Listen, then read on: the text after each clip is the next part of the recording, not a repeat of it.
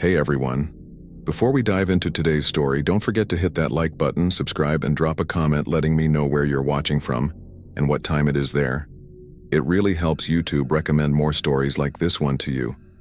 All right, let's jump right in.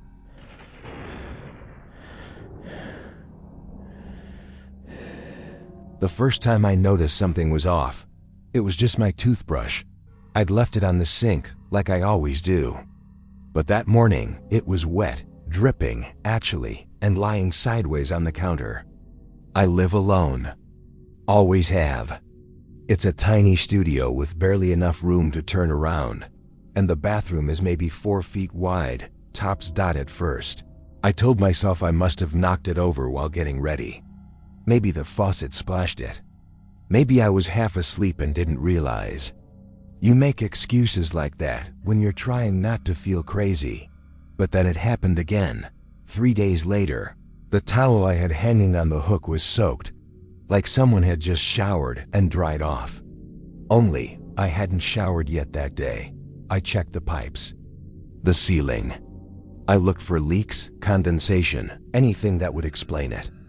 But the walls were dry, the floor was clean. Everything was dry, except the towel. Still, I didn't want to jump to conclusions. I've always had a bad habit of overthinking. Plus, my landlord Henry was kind of a weirdo. Nice enough, but old school. He owns the whole building, just 4 units, and lives in the one below mine. When I moved in 6 months ago, he mentioned the walls were thin and that he liked to check in from time to time. I thought he meant knocking on the door to ask about leaky faucets or utilities.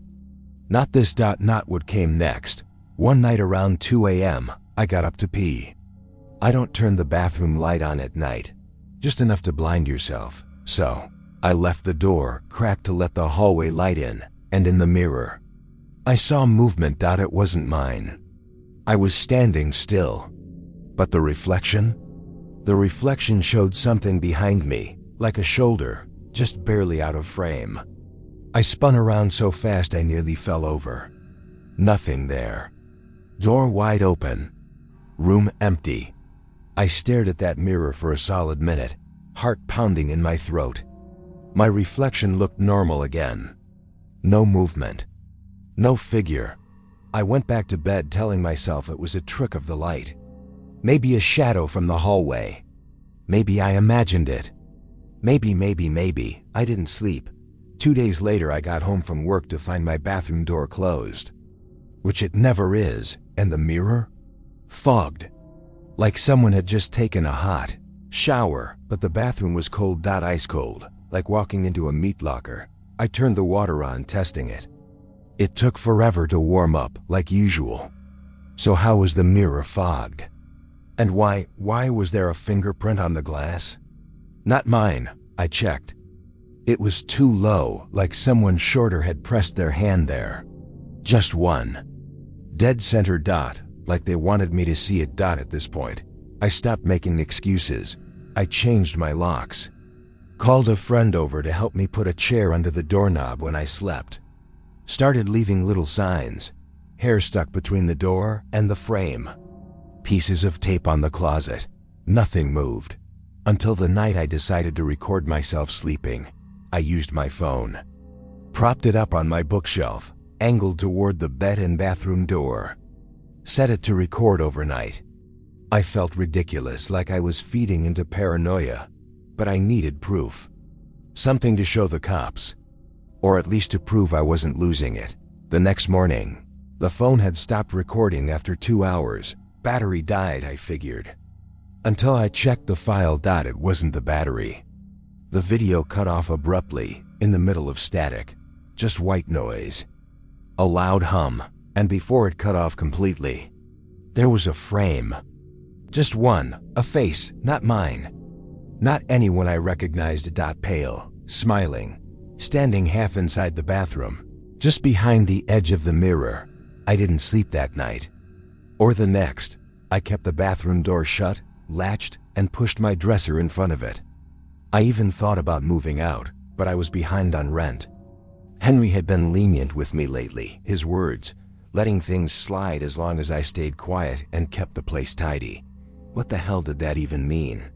I finally confronted him, went down to his unit. Knocked twice.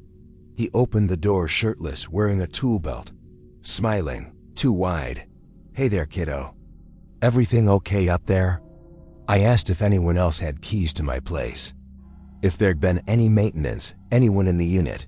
He shook his head. "Nope, just me. But don't worry, I keep a close eye on things." He tapped his temple. Like that was supposed to be reassuring. I left before I threw up that night. I didn't go home. I stayed with my friend Josh. Told him everything, or tried to.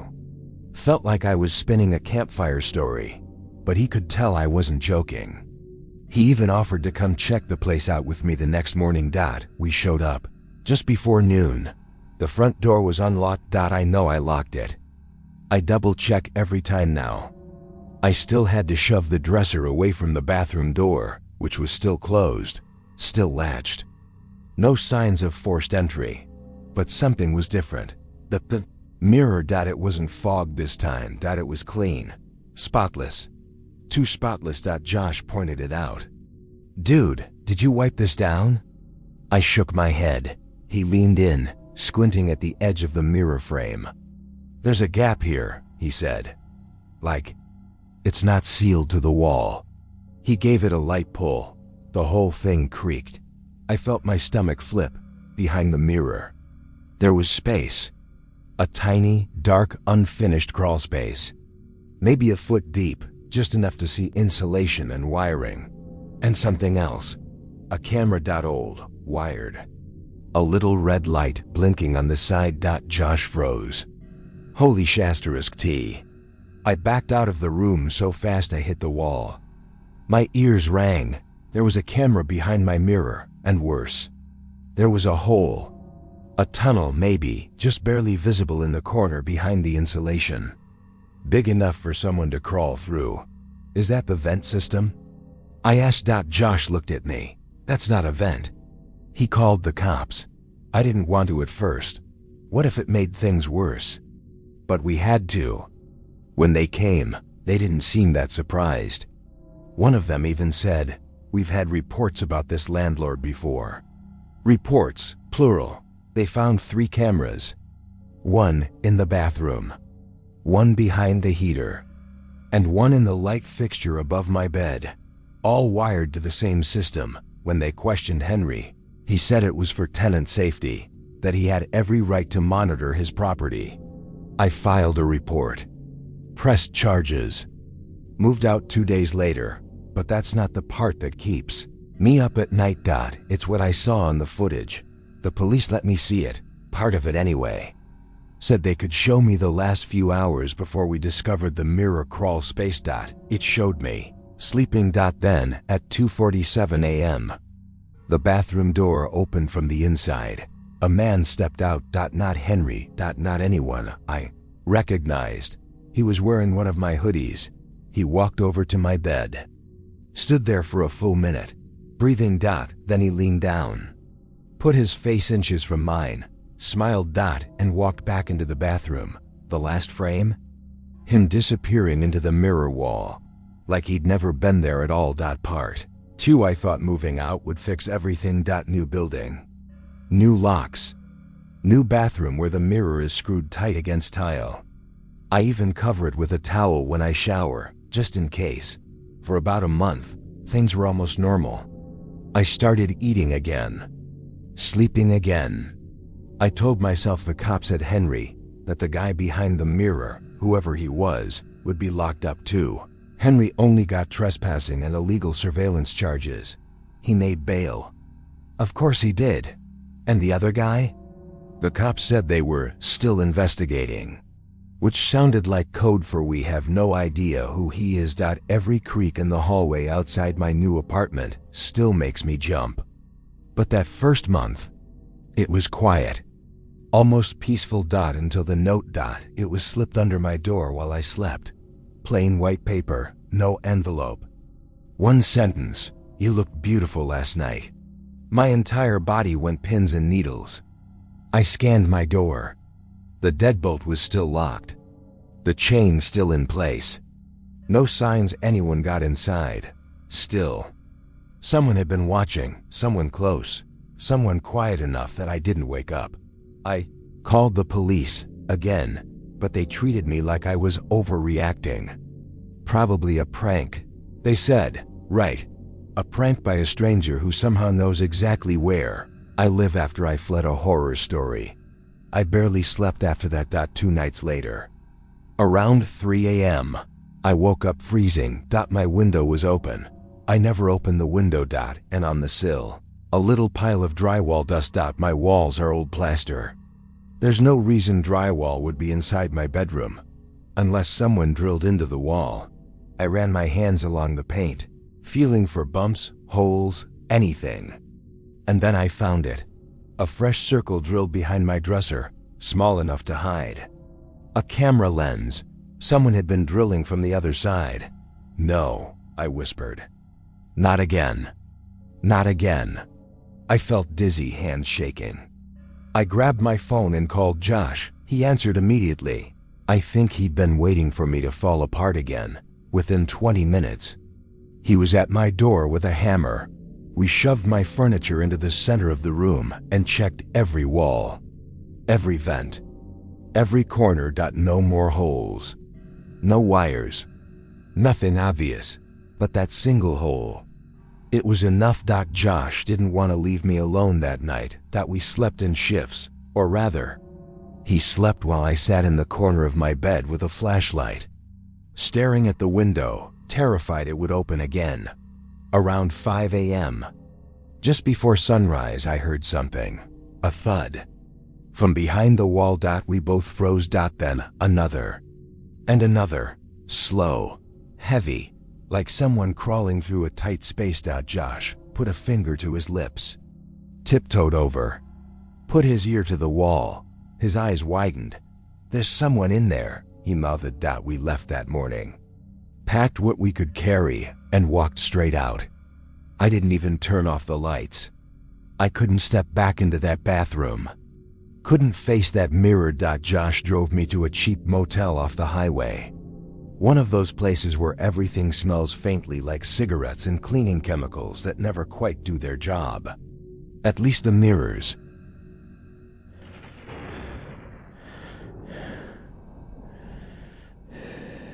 The smell was the first thing. Rotten wood. Damp cement. A sour, earthy stench that clung to the baseboards in the hallway near my kitchen. Had been creeping in since the first week I moved in. At first I thought it was just an old building smell. You know the kind, water damage, mildew, whatever. But then it got stronger. Like something wet and spoiled was seeping up through the floorboards. I told my landlord, George. He just laughed.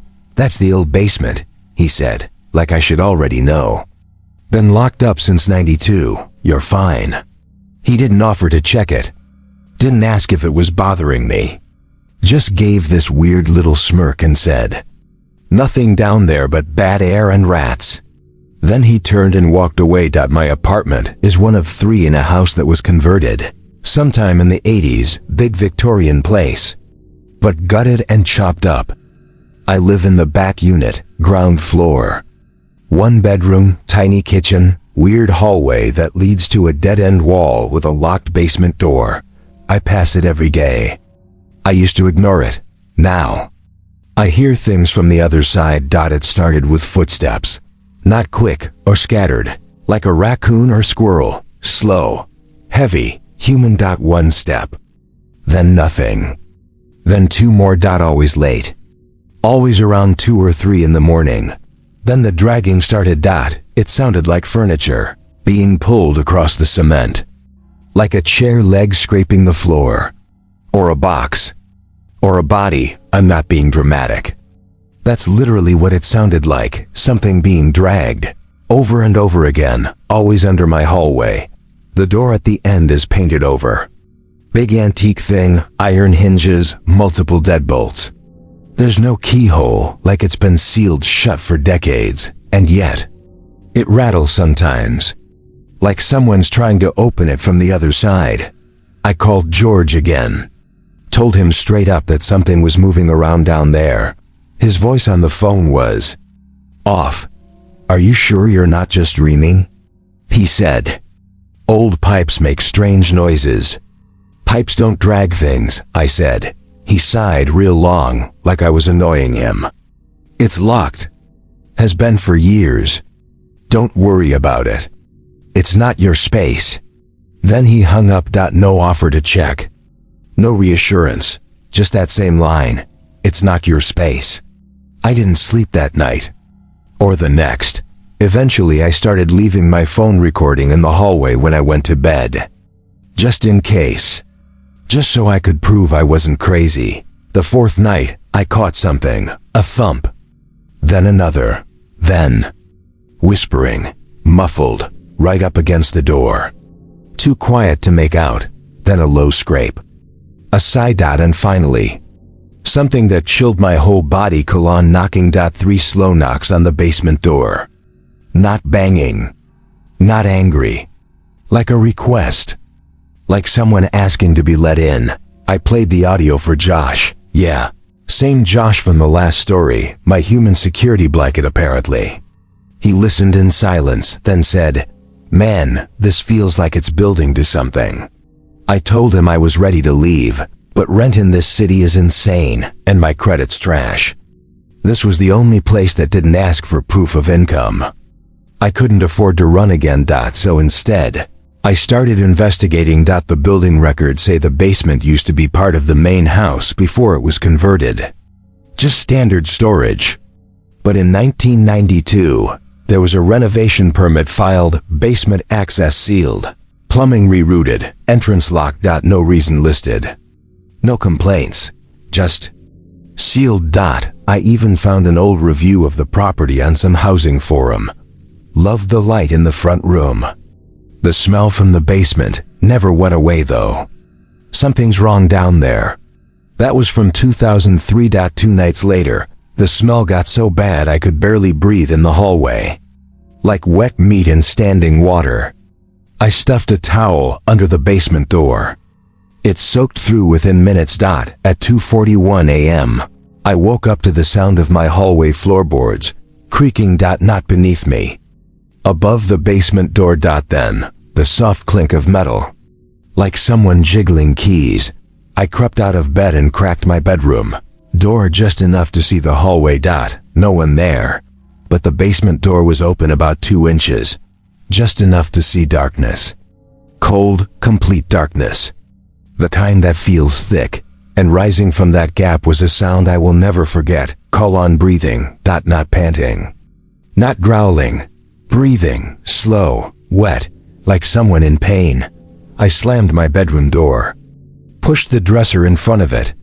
Curled up in bed with a kitchen knife in one hand and my phone in the other. Ready to call 911. But the door never opened. No one came. By morning, the basement door was shut again. Towel gone. Smell worse than ever. I texted George. Me.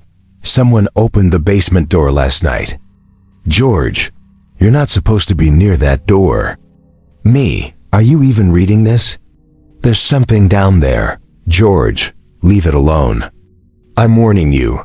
That was the final straw. I decided to break the damn lock myself. I know. Never go into the basement. But I had to. I had to know what was under me every night. Josh came with me. We waited until George's truck was gone. He only shows up twice a week. Then brought bolt cutters and crowbars. It took both of us nearly 40 minutes to get the deadbolts off. The wood was rotted around the hinges. It felt like the door wanted to be opened. When it finally swung wide, cold air spilled out, heavy and sour, like grave dirt and mold. I gagged. Josh turned on his flashlight. It barely cut through the dark. The stairs were steep, narrow. Cement. Dust layered so thick our footprints sank. And at the bottom? Scratches, deep grooves in the concrete. Like something with nails had been dragged, or had been clawing to get out. We stepped into the basement. No furniture. No storage. No signs of rats or tools or anything normal. Just a wide open space. And a door on the far wall. Metal, rusted, different from the rest of the house. I said we should leave. Josh agreed. But when we turned around to head back up, the door had closed. We didn't close it. We didn't hear it slam, but there it was, sealed shut. No lock, no knob. Just a flat wall where the exit used to be. And then the lights went out. Part 2. When the lights went out, Josh grabbed my wrist so hard it hurt. I couldn't hear anything at first, except my own pulse hammering in my ears. And the air was freezing. Like walking into a winter storm underground. Every breath burned. "Don't move," Josh whispered. I didn't dare. We waited, straining to hear something, anything. And then we did. Tap, tap, tap. Like fingernails, lightly grazing the concrete floor. Coming from the dark, coming toward us. Josh flicked his flashlight back on finally, and the beam shook wildly in his hand. Dust swirled in the air like ash. The light barely reached ahead of us. The tapping stopped.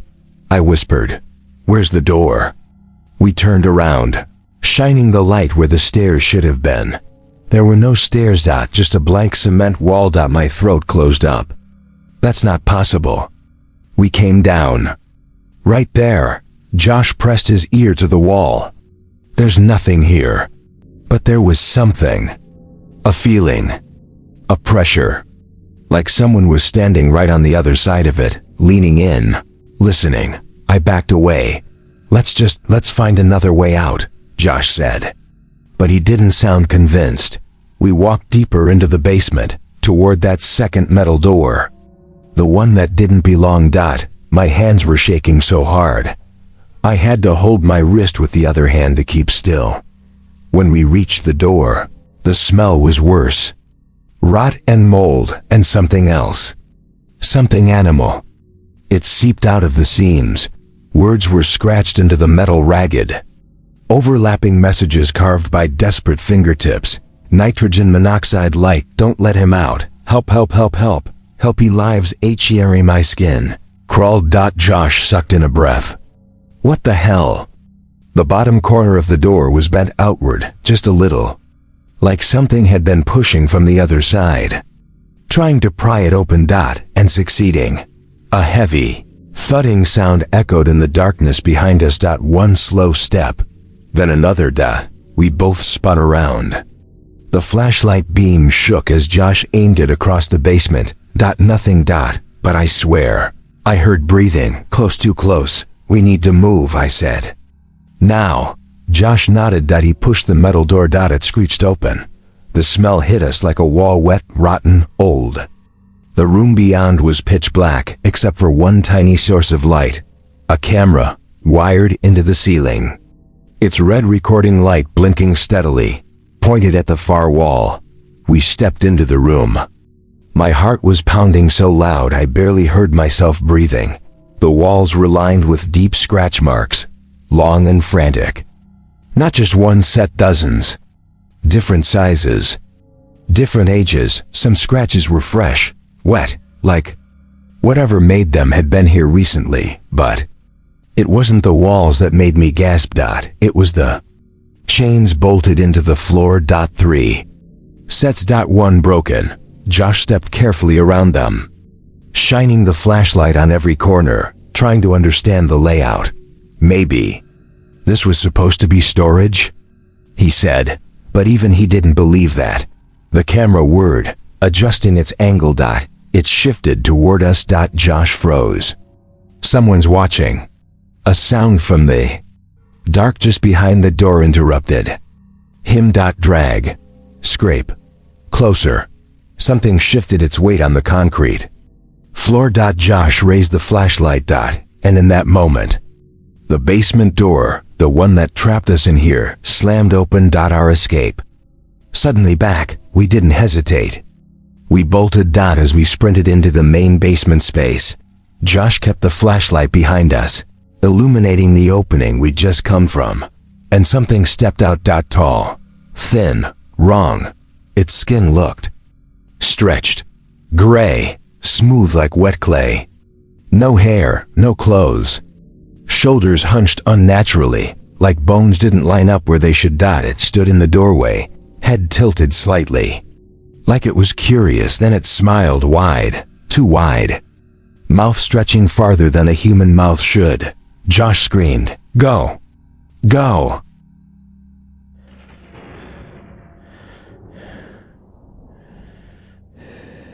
I didn't even know Unit 3B existed at first. There was no number on the door, no one coming or going.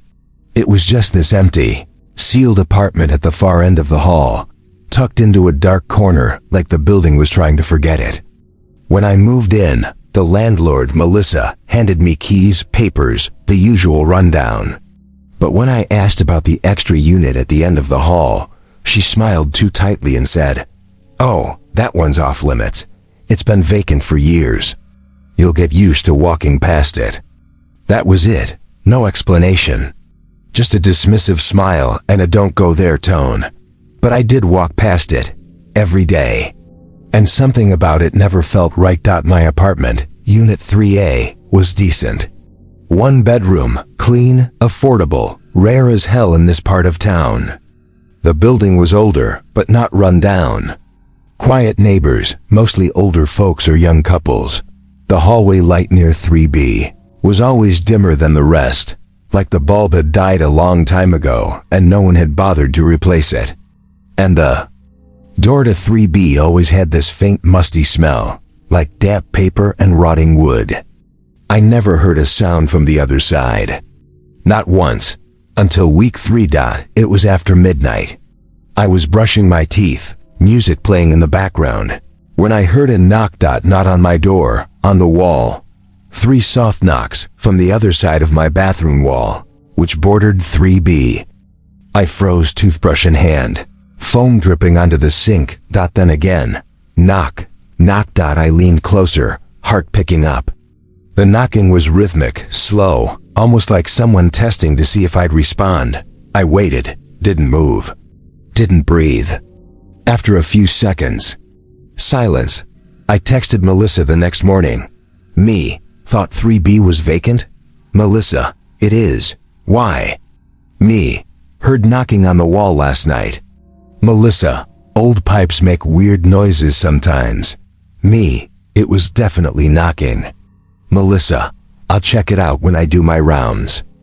Don't worry about it. That was the last I heard from her that week. But the knocking didn't stop. It came back 2 nights later, then again the night after that. Always between 12 and 2 a.m., always 3 knocks. Always from the wall between me and 3B. I started doing little tests. Put a cup against the wall to listen. Nothing. Tried knocking back. No reply. Left my phone recording overnight. No sound. But the second I wasn't trying to catch it, the knocking returned. Like it knew. One night I pressed my ear to the wall right after hearing the knocks. I swear to God I heard breathing. Not loud, not panting. Just quiet, shaky breaths. Close, I whispered. "Hello?" Silence. Then, almost too quiet to hear, someone whispered back, "Don't forget me." I jumped back so hard I slammed into the counter. When I threw open the bathroom door and ran out into the hall, everything was dead silent. I walked straight to 3B, heart pounding, and stood in front of the door. It looked the same as always. Old brass knob, no number, paint peeling slightly. But now I noticed the doormat. It was dirty, faded, and had a name stitched into it, Jess. I asked around the building the next morning. Mrs. Darlow in 2C said she'd lived here 12 years. When I asked her about 3B, her eyes shifted. "Oh, that apartment's been sealed since the girl went missing." "What girl?" She lowered her voice. "Jess, young sweet thing. Moved in maybe 10 years ago. Then one day gone. No note. No noise. Nothing. Landlord at the time told everyone she skipped rent and took off. I waited. Did the police ever?" She shook her head. "They came, knocked around, but there was no sign of anything. The door was locked from the inside." From the inside, that night I had a dream. I was standing in the hallway outside 3 Bites. The door was open. Inside was pitch black.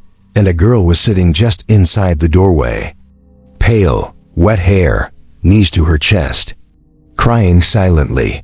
When I tried to speak, she looked up, and her mouth was stitched shut. I woke up gasping, drenched in sweat. The knocking came that night again, but this time, it wasn't from the wall, it was from my front door. 3 slow knocks. I crept over, looking through the peephole. No one there, but when I opened the door, the hallway felt colder, like something had just been there, and on the floor, on the doormat, was a small, folded piece of paper. I picked it up with shaking hands. One line written in shaky pencil: "Please let me out." I stopped sleeping. Josh came over, said I looked like I'd been punched by insomnia. I showed him the note. He immediately wanted to call the cops. But what would I say? I asked, that a ghost is trying to move back in? So instead, we went to Melissa. She looked annoyed the second we brought up 3B. "It's sealed for a reason," she said flatly. "Dangerous wiring, unsafe structure, not for tenants." I asked if anyone had ever lived there named Jess. She blinked, then turned cold. "That name doesn't mean anything to me. And if you keep asking, I'll consider your lease violation grounds for eviction." She turned and walked off like the conversation never happened. Josh and I decided to open 3B ourselves. Stupid, I know. But we needed to see. The lock looked old, but not impossible. We picked up a lockpicking set and practiced on my old bike chain. By the end of the week, we were ready. At 2 a.m., we crept down the hall with gloves, tools, and a flashlight. I felt like my lungs were wrapped in ice. Josh picked the lock in less than 3 minutes. The door creaked open, and the smell hit us. Rot. Heavy, damp, like something dead had been sealed inside for years. The flashlight barely cut through the dark.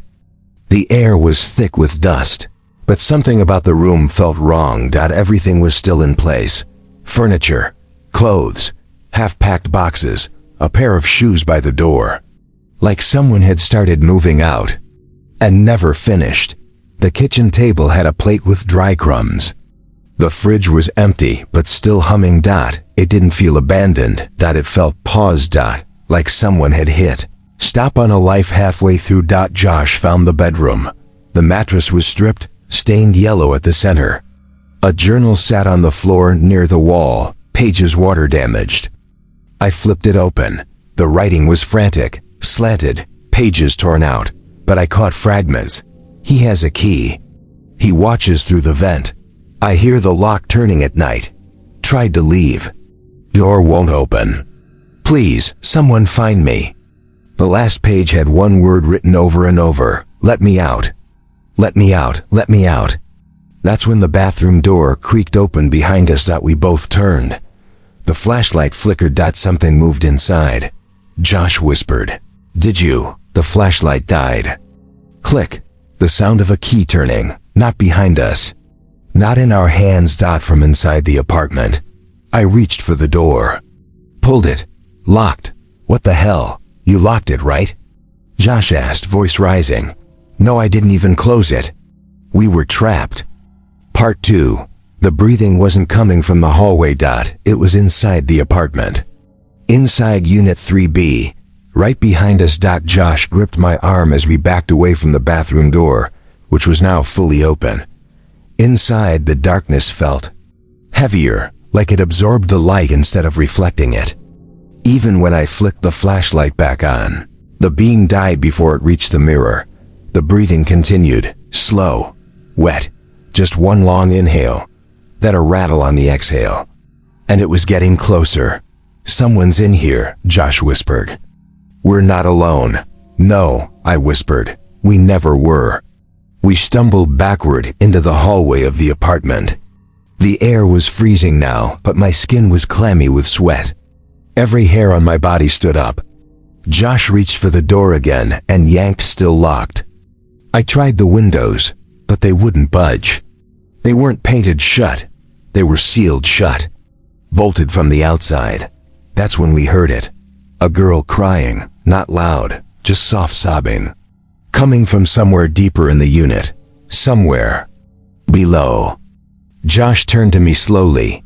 There's no basement, right? We found the hatch under the bedroom carpet. A square of wood, flush with the floor, with a small metal ring for pulling it up. It hadn't been touched in years.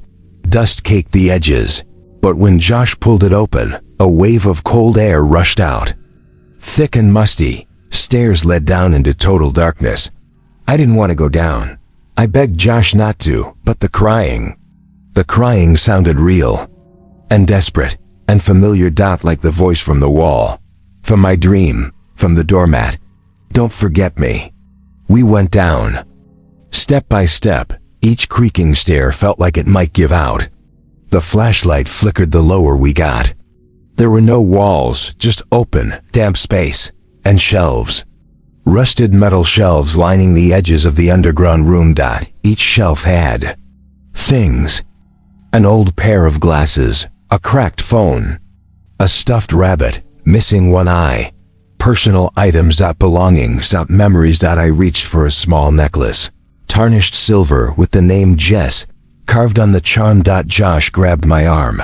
Don't touch anything. Then the crying stopped, all at once. Cut off. And in its place, a soft voice. Not sad. Not scared. Mocking. Double coach, you found me. Josh spun around, flashlight darting across the basement. Something darted past us, fast, just outside the edge of the light. We backed toward the stairs, but the moment we turned, the hatch above slammed shut. We were sealed in. And then the lights came on. Dim, yellow bulbs flickered on one by one, revealing the basement in full. There were walls and names carved into them. Jess was just the first. Beneath hers, in jagged, desperate handwriting, "Let me out. He has the key.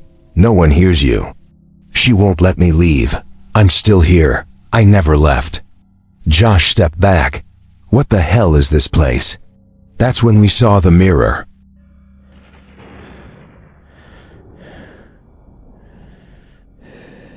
The lease actually had it in bold. Nitrogen monoxide guests after midnight. Nitrogen monoxide exceptions. I remember laughing when I signed it. Even made a joke to the landlord. What? Is this like a Gremlins thing?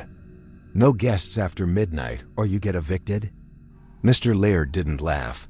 He just looked at me, completely serious, and said, "I put that clause in for your protection." Then he slid the pen toward me like it was the most normal thing in the world. I moved in the next week. Small studio in a quiet building. Nothing fancy. Just 3 floors, 8 units, old wallpaper, and creaky floors. Rent was cheap. No credit check. Barely any paperwork. Just the lease. With that one weird line. No guests after midnight. For the first few weeks, nothing happened. The place had a chill to it, like the heater didn't quite reach the corners. But nothing creepy. I was working long shifts anyway, so I wasn't home much. Never had anyone over, not until Kyle. We'd only been seeing each other a month. Nothing serious, but he was sweet. The kind of guy who brings you coffee without asking how you take it.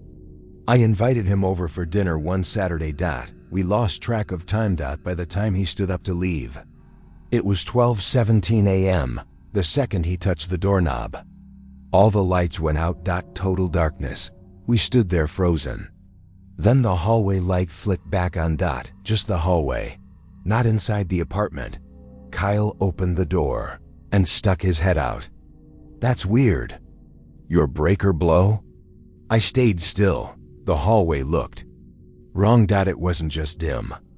The walls were darker than they should have been, like water stains had soaked through the plaster. And at the far end, someone was standing there, a silhouette. Not moving, just staring down the hall. "Kyle," I whispered, "close the door." "What?" "It's probably just the neighbor." But there were only 2 other tenants on my floor, both elderly, both asleep by 9 p.m. He looked again. The figure was closer, still not moving, still staring. He stepped back and shut the door. We didn't talk for a second. Then Kyle laughed nervously. Okay, that was definitely weird. I forced a smile. Yeah, just the building being old, right? We sat on the couch, pretending everything was fine. I tried the lights, still dead. My phone wouldn't charge either. The power was out. But only in my unit. At 12:41 a.m. There was a sound. Scratching. Right beneath the living room window. Kyle walked over and peeked through the blinds. I stayed back. He stared for too long, then quietly said, "There's no one there." I joined him. He was right. The fire escape was empty, but the window itself had fresh scratch marks across the glass. Thin and deep, like claws. Kyle wanted to leave, obviously, but when he tried to open the door, it wouldn't budge. Not locked, stuck. He pulled harder. Nothing. We both yanked at it together, didn't move an inch. "It's like it's sealed," he muttered. I stared at the lease on my desk. That bold sentence, nitrogen monoxide guests after midnight. We moved to the couch, deciding to wait it out until morning. I didn't know what else to do. Every sound felt amplified. The ticking of the clock, the creaking of the pipes, the wind rattling the windows. Around 1:15 a.m., we heard footsteps in the hallway. Slow, deliberate, one step, then another, then the sound of someone dragging something behind them. Kyle stood up. "I'm going to knock on someone's door. Maybe they can help." I grabbed his arm. "Please don't." But he was already moving. He cracked the door just enough to peek through, then slammed it shut again. "There's no floor out there," he whispered. I blinked. "What? The hallway, it's just gone, like black space, like a void." I didn't believe him at first. But when I looked through the peephole, he was right. Where the hall should have been, there was just nothing. No carpet, no walls, just open, empty blackness stretching endlessly. We were trapped. Kyle backed away from the door, hands on his head. "What the hell is this?" I didn't know what to say.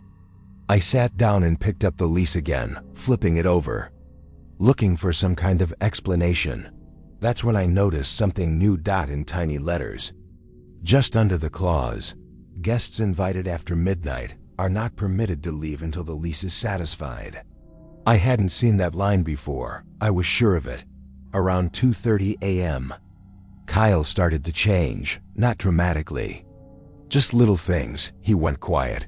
His skin looked paler, his eyes darker somehow, like the color was fading. At one point, I caught him staring at me from across the room, completely still. When I asked if he was okay, he smiled, but it didn't reach his eyes, and his voice was flat when he said, "Almost over."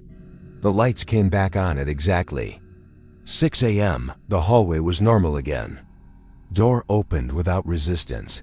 Kyle left without saying a word. I haven't seen him since. He doesn't answer texts.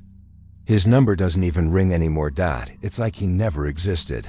I called Mr. Laird that morning. Shaking, he answered on the first ring. "You had someone over after midnight," he said calmly. I didn't even ask how he knew. What the hell is going on here? He sighed, like he'd given this speech before. This building was never meant to hold overnight guests. There's an agreement in place between me and something else. If a tenant invites someone after midnight, they become part of the lease. The unit keeps them, unless the host fulfills the clause. What clause? "No guests after midnight," he repeated. "Simple, you broke it." The building chose mercy this time. I hung up. The next night, I unplugged every clock. I put tape over the microwave and stove times. Hid my phone. I didn't want to know when it was midnight. Because if I knew, I might feel safe before then. And this place wants you to feel safe right before it takes you. Part 2. After Kyle disappeared, I started keeping to myself. No guests. No phone calls past 10 p.m. No one over. Ever. I covered the clocks. Set alarms to remind myself to never lose track of time.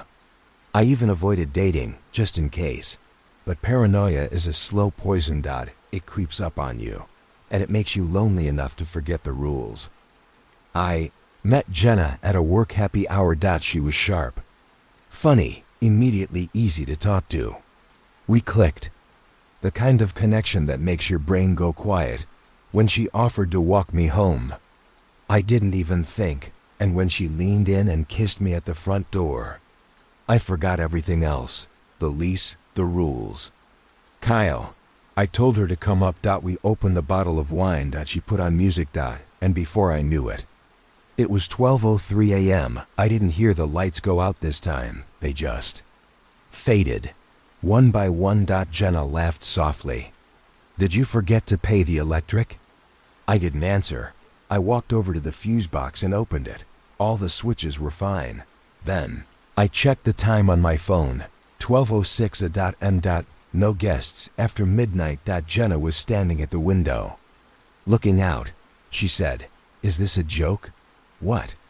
She turned to me. "There's nothing outside." I ran to the window. She was right. The city was gone. No cars, no buildings, no stars. Just thick black space in every direction, like the world had been swallowed. I grabbed her hand and pulled her away from the window. "We have to stay calm." She was still laughing, nervously, but not believing yet. "Okay, so the power's out in..." "What? We're in a blackout zone?" I grabbed the lease off the fridge and pointed at the clause. "Nitrogen monoxide guests after midnight." "Is this a prank?" she asked, her smile fading. "I'm not kidding. Something happens in this building after midnight. I broke the rule before. And someone..." I stopped. Kyle's face flashed in my mind. Gone, erased. Jenna looked back toward the door. There was someone out there. Just now. I ran to the peephole. There was a figure in the hallway again. Same silhouette as before. Standing at the far end. But this time, it started walking toward the door. Each step echoed like a nail in wood. Backed away. Jenna moved to the window again. I pulled her back. "Don't open anything. Don't look too long." She was shaking now. "Why can't we leave? We're part of the lease now." At 1:14 a.m., the kitchen light flicked on by itself. Nearly jumped out of my skin. We crept toward the doorway. The bulb overhead buzzed weakly. The fridge was open. The magnets on the door were gone, replaced with a single scrap of yellow paper held by a single rusted pin. I pulled it off. "Tenant is not in compliance." "What does that mean?" Jenna asked. I was about to answer when the cupboard doors flew open all at once. Inside, there were photos, dozens of them. Old Polaroids, different people, different decades, all taken in the same apartment. Some were sitting on the couch, some standing in the doorway. A few were mid-scream, their faces frozen in fear, and one of them was Kyle. Jenna picked up a photo. "These people, they lived here?" "No," I said. "They stayed here. After midnight." Suddenly, every photo in the cabinet flipped over. At the same time. All of them now had dates and the same 3 letters written in black ink. "Talakalakalakalakalanjina," screamed from behind us. The front door clicked. The handle turned slowly, then stopped. I grabbed her and pulled her into the bathroom, locking the door. She was crying now, hands shaking, whispering, "What is this? What is this?" And I didn't know how to tell her. We weren't in my apartment anymore. The layout was wrong. The walls were too long. The air smelled like dust and rot. There was no mirror. Just a wall where the mirror should have been.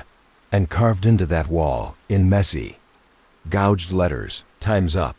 The lights flickered, then died, and in the silence, we heard a soft knock at the bathroom door. Not banging. Just one slow knock. Then a pause. Then 2 more. Knock, knock, knock. Like a code.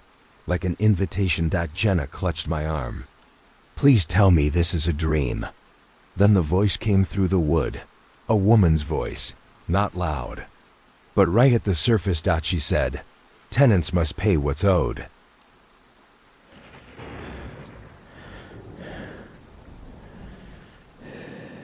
I used to laugh when people talked about gut feelings. You know, that primal instinct, that voice in your head that says something is off even when everything looks normal.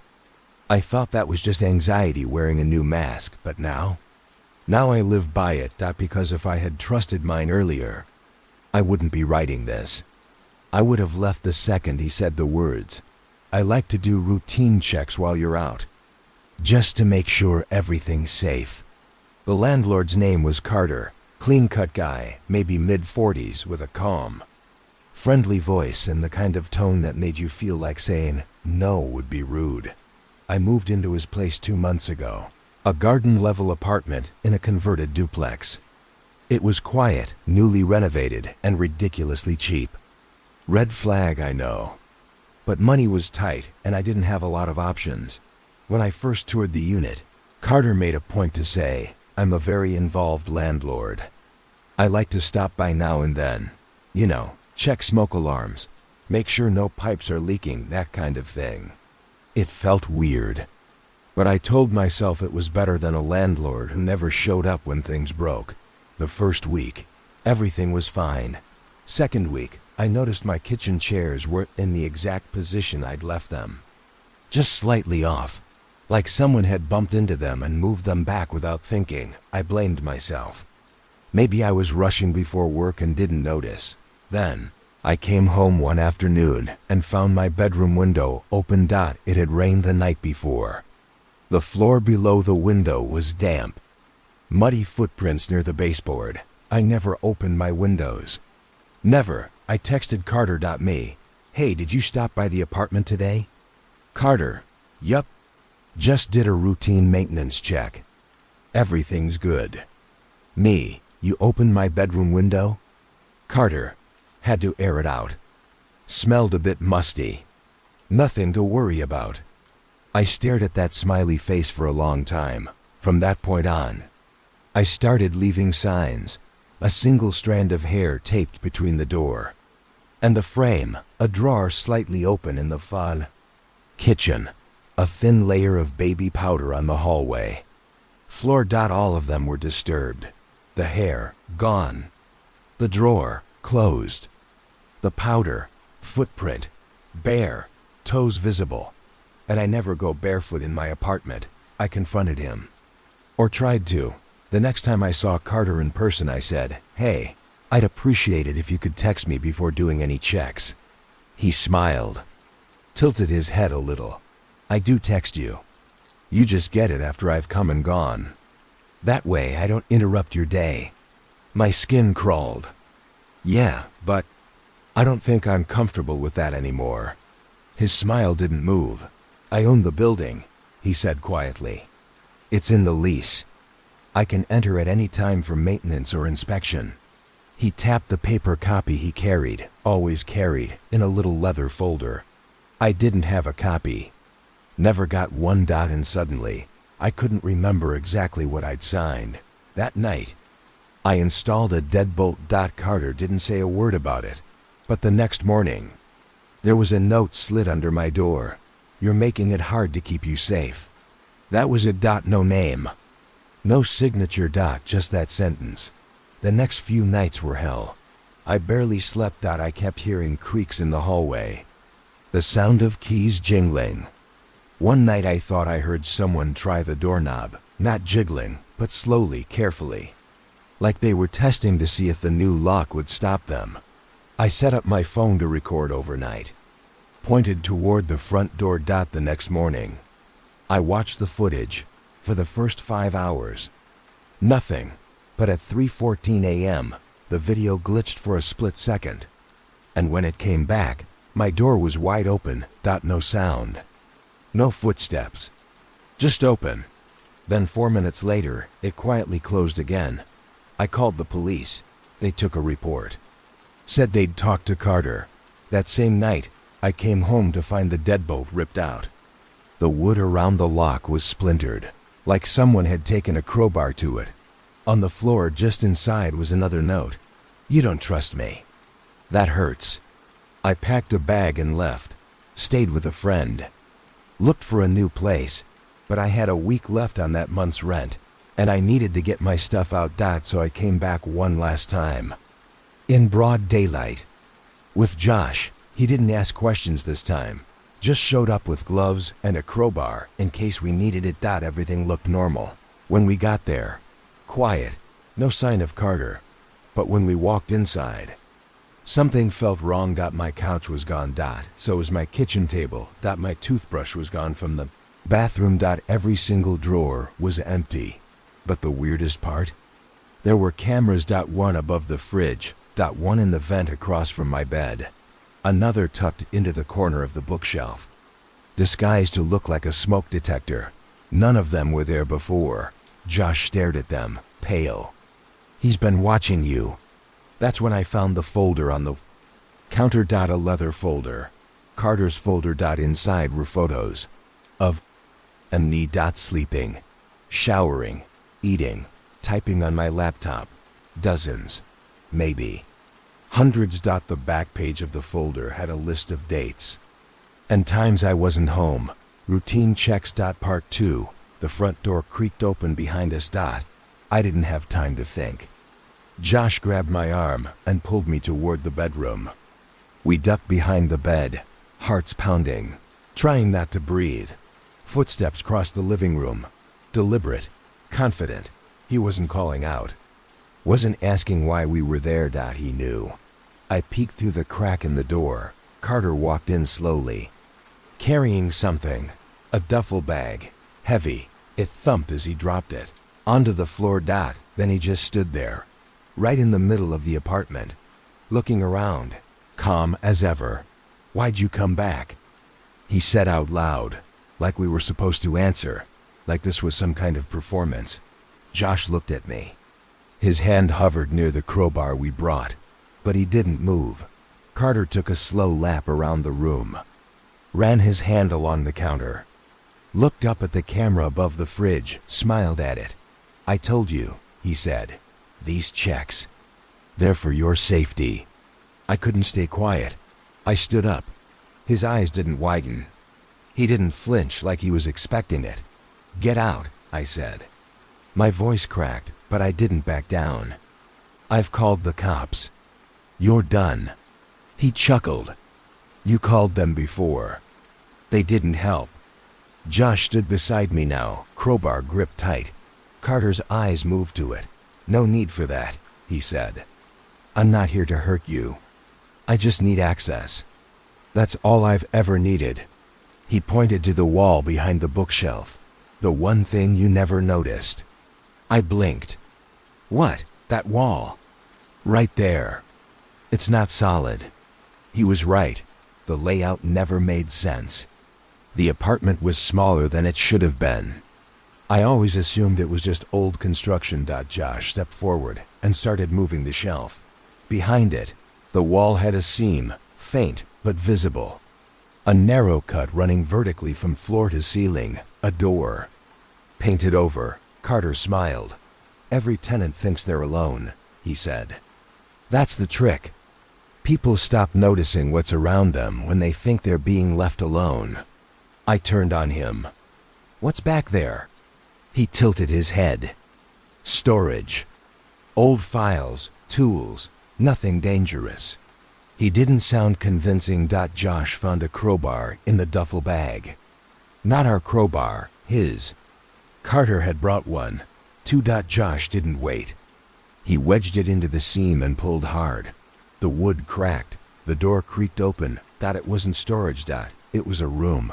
A narrow, windowless space running behind the apartment walls.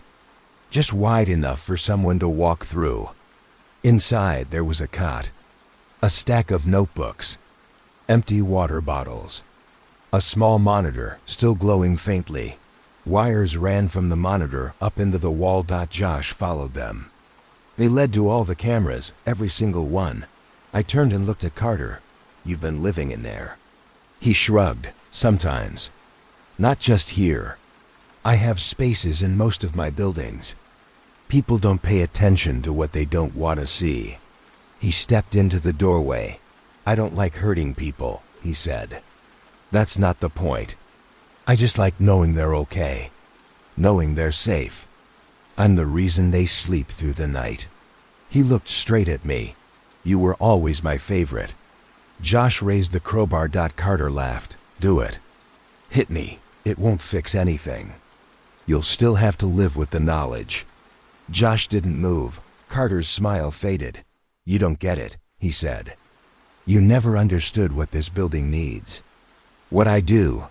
He looked at the hidden room like it was holy. I keep the place alive. I keep the peace. We left him there. Josh slammed the door shut, drove a screw through the seam with his pocket knife, then hammered the bookshelf back into place. Carter didn't resist. He just sat on the edge of the cot, staring at the monitor. We called the police. This time, they took it seriously, because we had proof. We showed them the hidden room, the monitor, the photos, the cameras. Carter was arrested on the spot. Dozens of charges.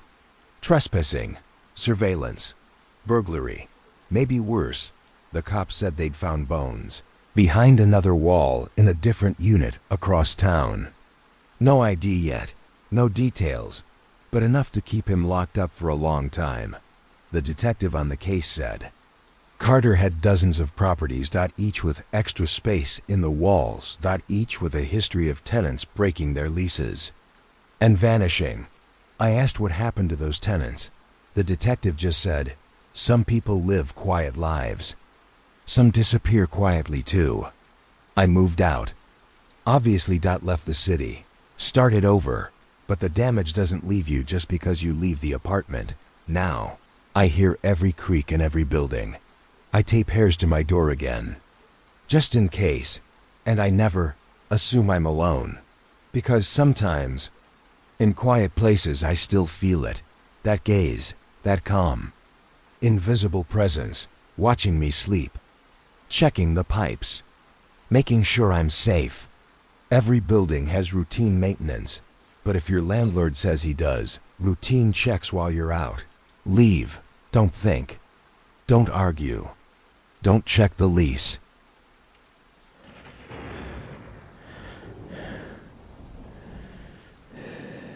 I never saw his face, not completely, but I felt him. Every day, every night, every breath in that apartment that didn't belong to me. It started small, the Bluetooth speaker. I live alone. I don't own a speaker, but one night while I was brushing my teeth, my phone auto-connected to something called Landlord's Room. At first, I thought it was my neighbor's device. Then, I realized something. There's no apartment on the other side of my bathroom wall. Just a sealed storage space. Or at least, that's what the landlord said. I moved into the building in early spring. Top floor of a 3-story house that had been split into individual units. The rent was shockingly affordable. Too affordable. The landlord, Doug, was friendly in a weird, overly casual way. Shaggy hair, turtlenecks, even in June. Kind of guy who hovered too long during the tour and said things like, we're chill here. Just don't snoop, and the walls won't bite. That line stuck with me. I laughed it off then. Now I wonder if it was a warning. Week 2. I noticed food going missing. Not full meals, just bites. Like someone had taken a forkful of my leftovers, or sipped from my juice carton. Just enough to make me doubt myself. Then the toothpaste. I use a specific brand-sensitive formula with a weird cap. I came home one day to find the tube warm. Not bathroom warm. Body-warm. Like someone had just used it. Started leaving traps. A hair stuck in the doorway. A tiny dot of lotion on the bathroom mirror. Right on the edge, tape under my dresser. Every single one was disturbed the next day. Nothing stolen. Nothing broken. Just subtly off. Like someone wanted me to know they'd been there. Like they were trying to say, I'm close. I told Doug. He said, old buildings creak. Pipes move. Things settle. I said, that's not what I mean. I think someone's coming in when I'm not home. He frowned, then smiled again too quickly. There's no spare key. I promise. I never mentioned a key. A few nights later, I heard a cough behind the wall, not from next door. From inside the wall behind my closet, short. Dry human. I stayed up all night, just listening.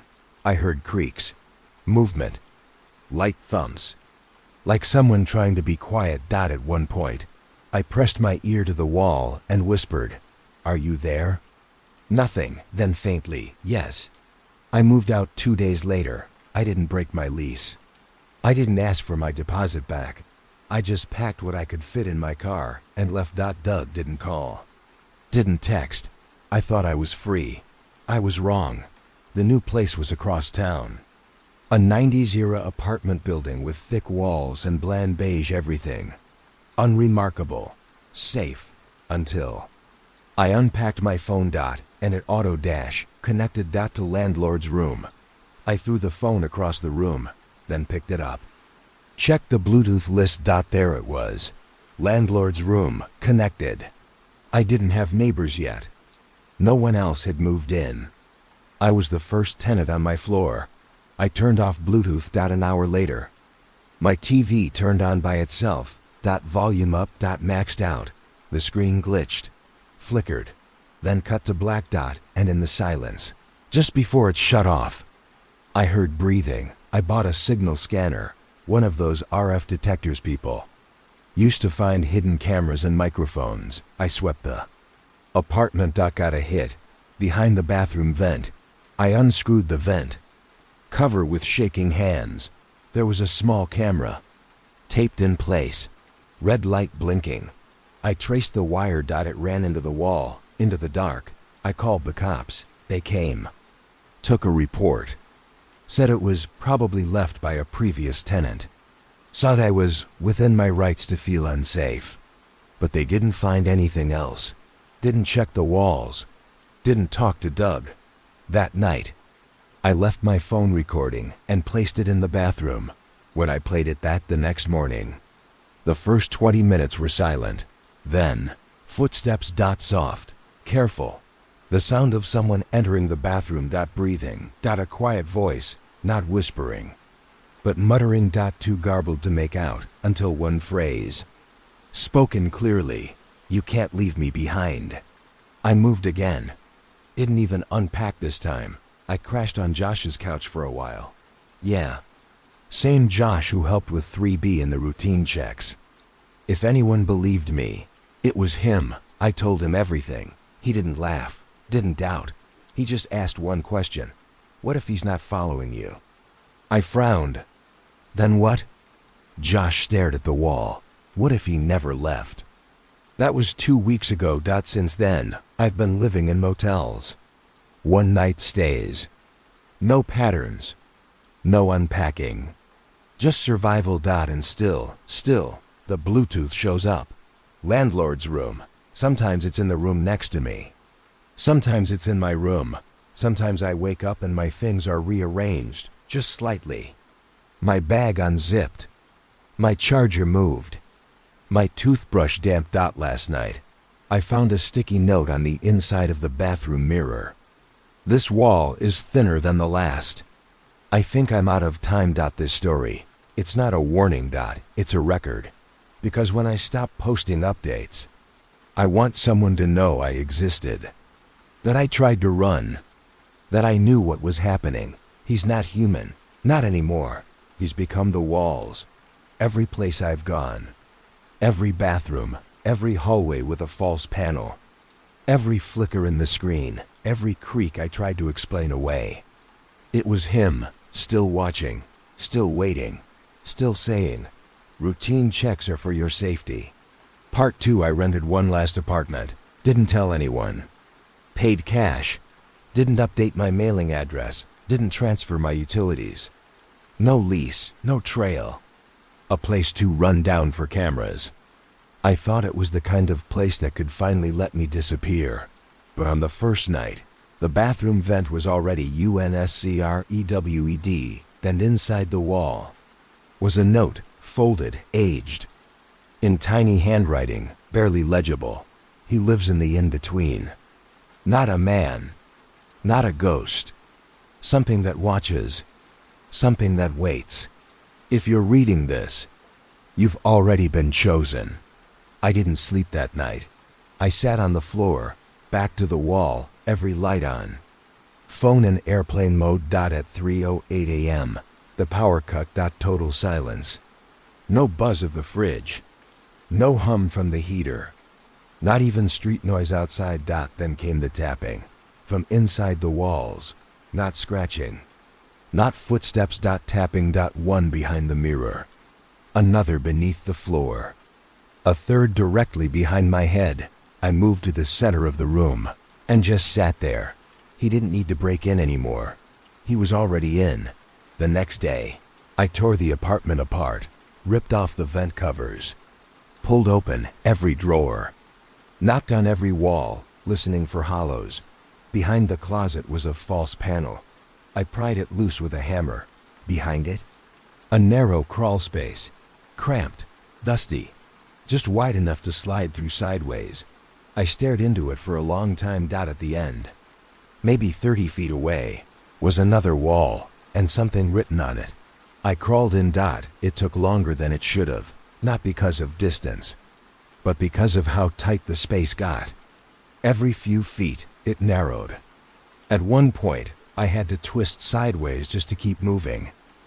Halfway through, I heard something move behind me, a dragging sound, slow and steady. I didn't look back. When I reached the far wall, I saw the message etched deep into the plaster. Don't let him inside you. My skin went cold. There were nail marks below it. Desperate clawing.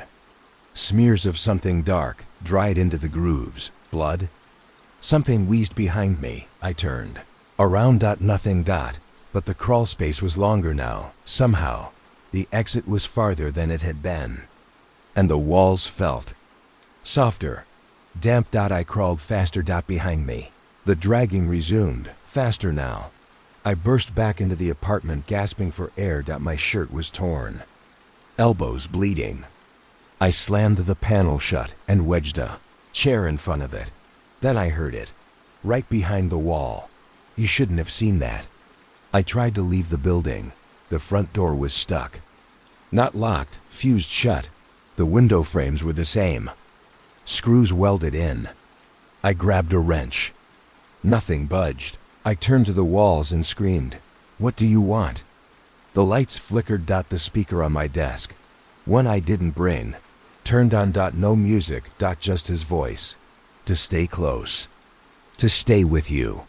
I backed into the bathroom, shut the door, locked it. The mirror was fogged, even though there was no hot water. Across the glass, something was written backwards from inside. Let me in. I'm already part of you. I wiped the mirror. My reflection stared back, except it didn't move when I did. It smiled, tilted its head, then mouthed the words, "You were never alone." I shattered the mirror. Behind it was another crawl space, different from the keel. Last, wider, smoother. Built into the foundation. And there, in the far corner, something moved. Not a person, not exactly. Pale skin. Too long, too thin. Barely able to hold itself upright.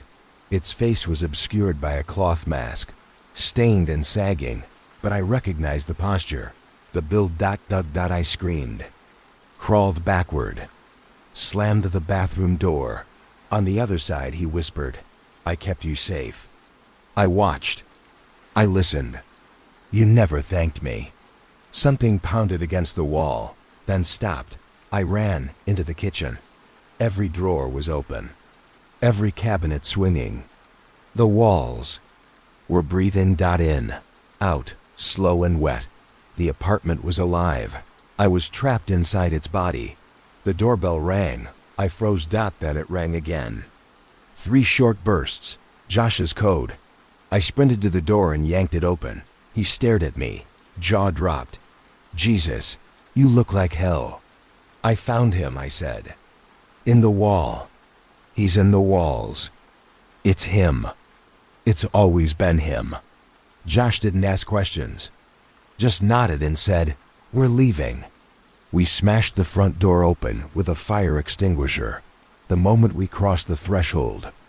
The air changed. Like walking out of a nightmare into a cold morning. I turned back. The apartment windows were gone. Just blank siding. Like the building erased the evidence of its mouth. I stayed at Josh's for a while. Didn't sleep. Didn't talk much. He asked what I saw on the wall. I told him. He believed me, because he'd seen the same in another building, another place, another landlord.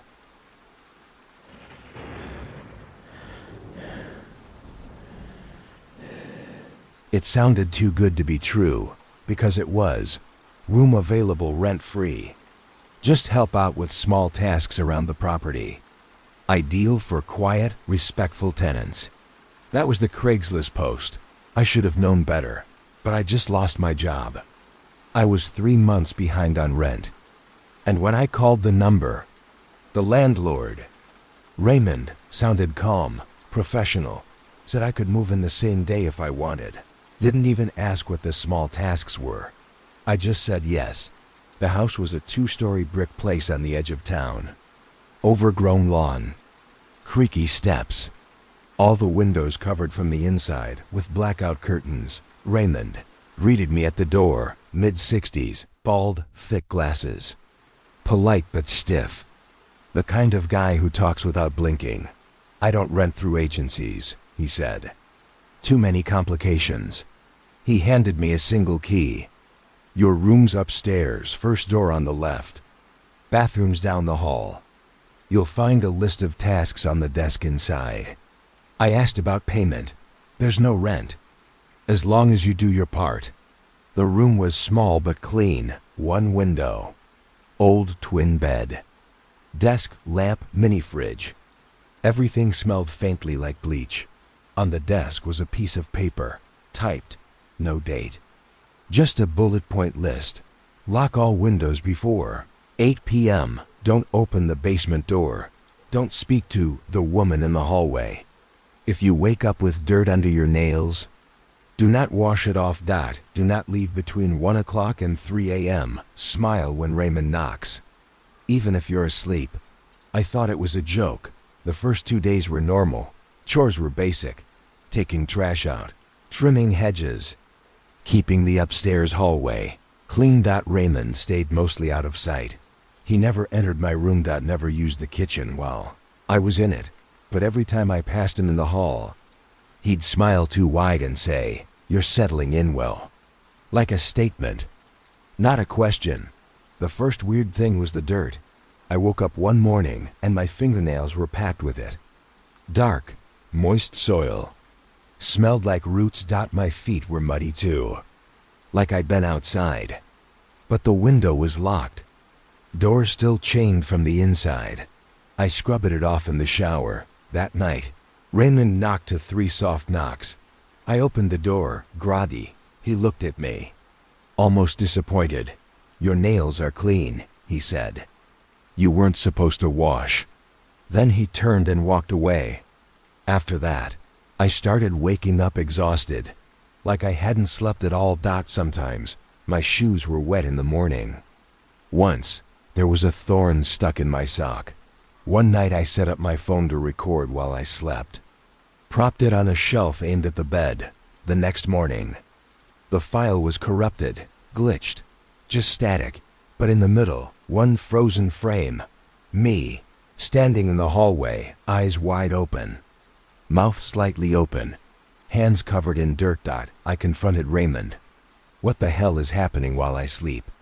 He was standing in the kitchen, boiling tea, calm. "You're doing well," he said. "You're adjusting." Adjusting to what? He stirred his tea. Everyone pays in their own way. I stared at him. "I want out." He didn't look up. "You're free to leave. No one is keeping you here." "But you said I couldn't go outside between." "I didn't say you couldn't," he cut in. "Only that you shouldn't." Then he smiled, wide and hollow. That night, I stayed up. Set alarms. Did jumping jacks. Slammed cold water on my face. I wasn't going to sleep, and I didn't. But at 2:37 a.m., I blacked out anyway. I woke up on the basement floor. Cold, soaking wet, dirt caked into my palms, mud in my mouth. And across the room, something was moving. A figure, hunched in the corner, rocking, moaning, repeating one line over and over. We said yes. We said yes. We said yes. I crawled up the stairs. The basement door was locked. From the outside, I pounded until I passed out. When I woke up, I was back in bed. The camera file from that night? Empty. The next evening, Raymond left a note on my pillow. You're making progress. Don't resist. You're almost whole. There was a small, severed rabbit foot beside it, still twitching. I should have run. Should have broken a window or climbed out the roof. But it's hard to explain. By then, I didn't feel like me anymore. It was like I was splitting. Half of me was screaming to get out. The other half was grateful. Part 2. I stopped trying to leave. Not because I didn't want to. I just couldn't figure out how. I'd try the door, and it would be locked from the outside. Windows wouldn't budge. The glass felt soft, like warm plastic. I even tried texting Josh. My phone died mid-message. When I plugged it in, the screen flashed white, then black, and then showed one message: no outside communication during transition. I hadn't sent that. I wasn't sure if it had been sent to me or from me. The list on my desk updated. New tasks. Don't ask questions. Don't write things down. If the woman comes to your door, let her in this time. When you wake up underground, don't fight it. It's your turn to carry. The next night, I woke up to the sound of humming. Low, childlike. I turned over in bed. Heart pounding. Someone was in the room. A woman, standing in the corner, face hidden by stringy hair. Skin pale like wax. She was holding something in her arms. Something small and swaddled. She wasn't looking at me. Just rocking back and forth, humming. And then she said, "It's yours now." She walked toward me. The thing in her arms made a soft, wet noise. I screamed. The lights cut out when they came back. She was gone, but my hands were damp. My fingernails packed with dirt again. And something smelled like blood. I ran to the door. Raymond was standing there. Smiling. Like he'd been waiting. "I see she found you," he said softly. "Good."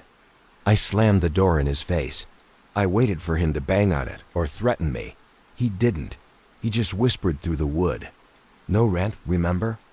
Just obedience. That night I dreamed I was underground again.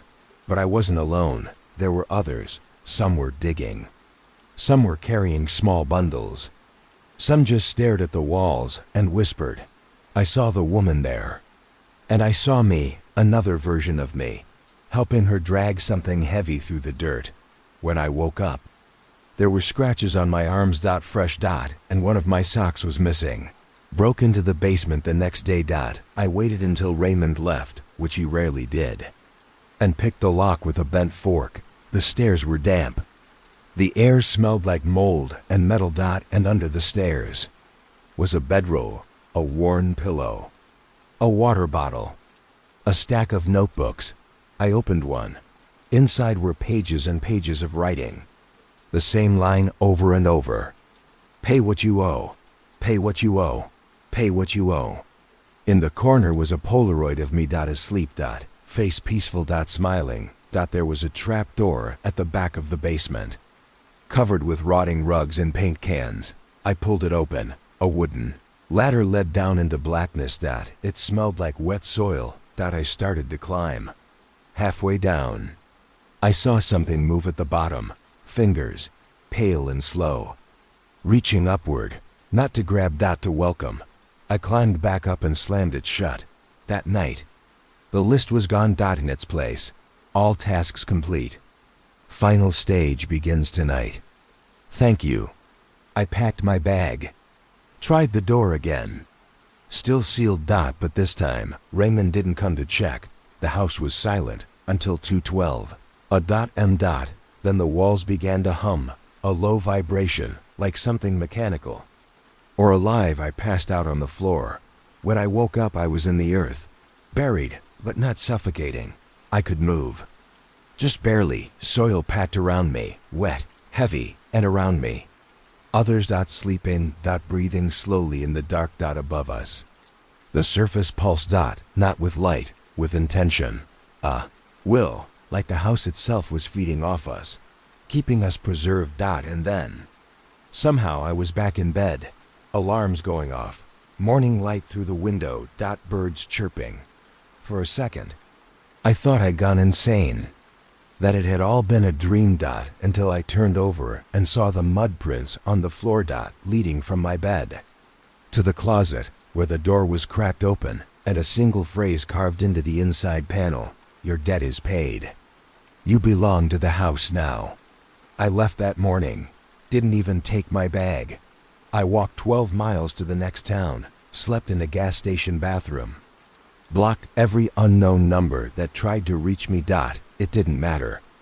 The dreams kept coming, and every time I closed my eyes, I woke up with dirt under my nails. I saw another ad recently. Same post. Same wording. Room available, rent free. Just help out with small tasks around the property. Different number this time, but the same name at the BOTTOM. Grinwell. Raymond M. I never asked what the M stood for. I almost called, just to scream at whoever answered. But when I pressed the number, my own phone rang. From inside my closet.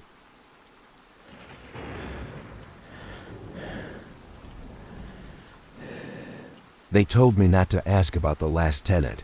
Some people just leave, the woman at the housing office said. That's how it goes.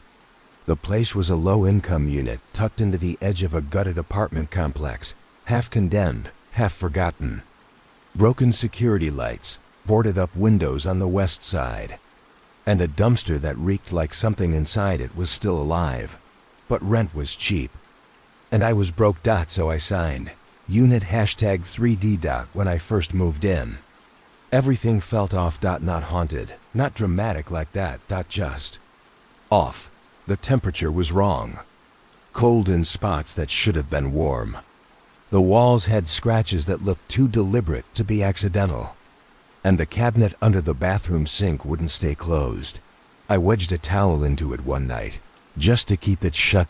By morning, the towel was on the kitchen floor, folded neatly. The neighbors kept their distance.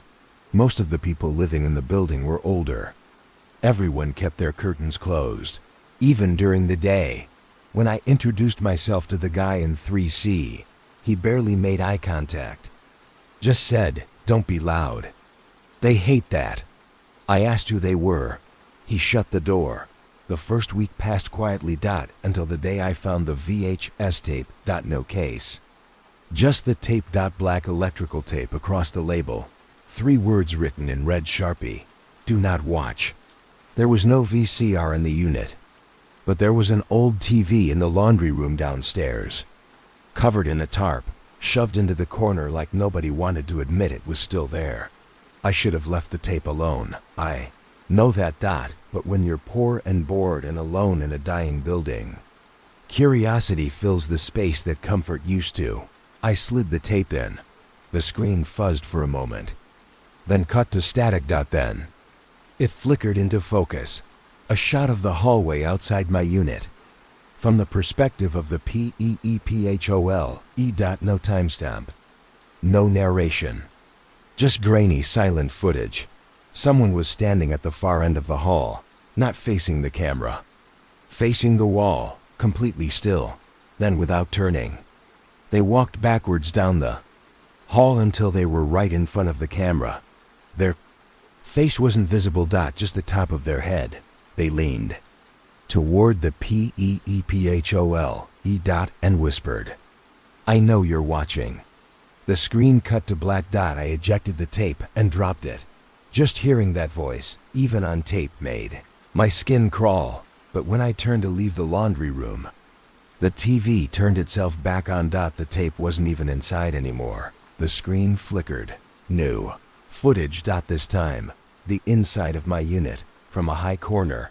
Someone, not me, sitting on my couch. Hair wet, head twitching like they were trying not to scream. I bolted. That night, I put a chair against my door and slept with a knife under my pillow. Every time I closed my eyes, I saw the tape, that whisper, that hallway, that presence. The next morning, the chair was on the other side of the room, and the knife was in the sink. Clean. I tried to go back to the housing office to talk to the woman who signed my lease. She was gone. Nobody there had ever heard of her. They said the last tenant in Unit 3D moved out over a year ago, but I met her. I spoke to her. She was real. Right? I started hearing sounds in the vent, not scratching, breathing, long, slow inhales, like someone with damaged lungs. And at night, the hallway lights outside my door would flicker once at 3 o'clock. Just once, like a signal. I recorded it. I set up my phone, aimed at the peephole, and left it overnight. At 3:01 a.m. The hallway light did flicker. And in the brief flash, someone was standing outside my door. Same figure from the tape. Still, face down, silent. They raised their hand and placed a small piece of paper against the peephole. I paused. The video zoomed in. The note said, "You're next." I tried to move out the next day. I started packing my clothes, my laptop, grabbed my keys, but when I opened the front door, it was just darkness. Not a hallway. Not the building. Just black, like the world had stopped existing outside my unit. I closed the door. Waited. Opened it again.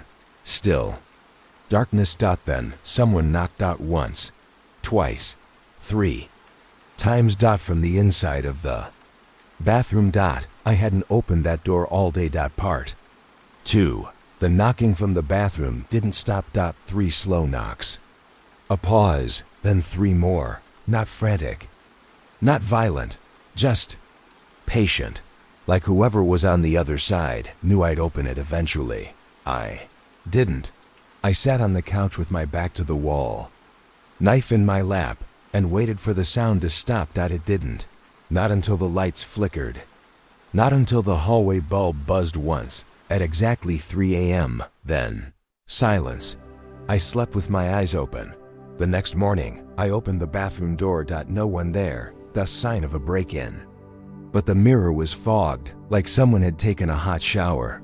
And on the glass, written in the condensation, "Play the tape." I told myself I wouldn't, that I'd throw it out, that I'd smash it, that I'd leave, but the front door still opened to black. No hallway, no stairs, no outside, just nothing. And on the floor, placed gently beside the mat, the VHS tape. Back in its sleeve. The words were different this time. Not "do not watch." Now it read, "Watch it all." I took it downstairs, plugged it into the old TV in the laundry room. This time, it started immediately. No static, no warning. Just footage of my apartment. But not from a corner, not from a camera, from someone's eyes. POV. The footage moved through my unit slowly, scanning every room, bedroom, bathroom, kitchen. It paused at my bed, at the side of it, then leaned in close. I saw myself sleeping, breathing, mouth open, dead to the world. Then the camera, or person, slowly stood and backed away. They left. Something on the floor beside the bed. I paused the tape, ran upstairs, lifted the rug near my bed. There it was. A second tape, unlabeled. I shouldn't have played it, but I did. The second tape was older, the color more washed out. It showed a woman, early 30s, tired eyes, messy hair, sitting on my couch. My couch. She looked directly into the camera and said, "If you found this, you're in Unit 3D. That means they've picked you." She held up the lease. "None of this is legal. You don't rent this place. You inherit it. Until it takes you, or until you offer it someone else. She looked over her shoulder. They come at night. Always after 3. First the breathing, then the knocking, then the light. The only way to leave is to record the tape. Leave it for the next person. Then you're free. She leaned in, whispering now. Don't break the chain. If you don't pass it on, it evicts you. The tape cut to black dot, then glitched dot and showed a final frame. Her hanging from the ceiling. Neck twisted too far. Eyes wide open. Staring directly into the lens, I ran upstairs. Tore through the drawers. Found the lease. There was no signature. No dates. No legal stamp. Just my name. Type dot at the bottom was a note. Do not remove from unit. Do not shred. Do not reject occupancy. I tried to burn it. Lit a match. Touched the edge. The flame went out immediately. The paper stayed cold. That night, I set up my phone again. Hidden this time. Tucked between couch cushions, I took sleeping pills. Not to rest, just to let whatever was coming happen. If I was going to be part of this, I needed to see.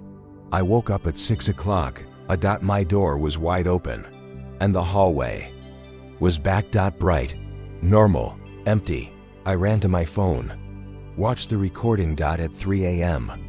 The light flickered. At 3:02. The door unlocked itself. At 3:03. I stood up.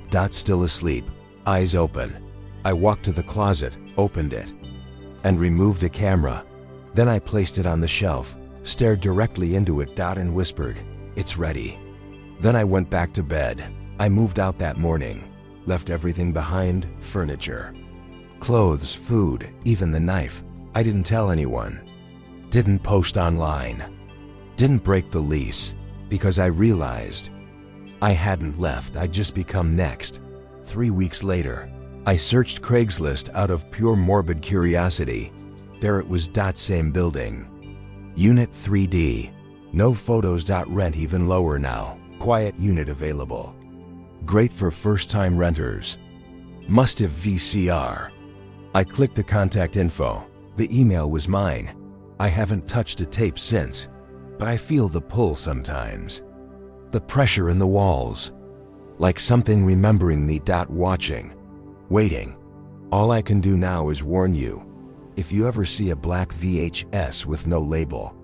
If you ever move into a place where the hallway lights flicker at 3 a.m. Don't watch the tape. And if you do, don't forget to pass it on, because if you don't, the building will evict you next.